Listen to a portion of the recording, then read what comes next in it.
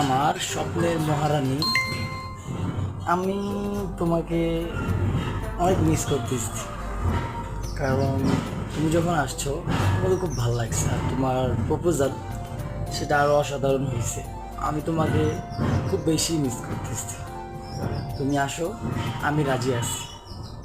আমি এক পায়ে তোমার জন্য খাড়া, কিন্তু তুমি স্বপ্নে যেমন ছিলা বাস্তবেও তেমন থাকতে হবে, তাহলেই আমি তোমার জন্য রাজি।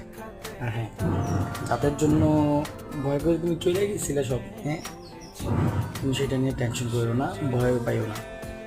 একমাত্র আল্লাহ ছাড়া কারো অধিকার নাই আমাদেরকে দুই ভাগ করার, ঠিক আছে? আমরা দুজন এখন এক ভাগ হয়ে গেছি। কথাটা মনে থাকবে, আশা করি কথাটা মনে থাকবে। আর হ্যাঁ, আমি আমার স্বপ্ন মহারানী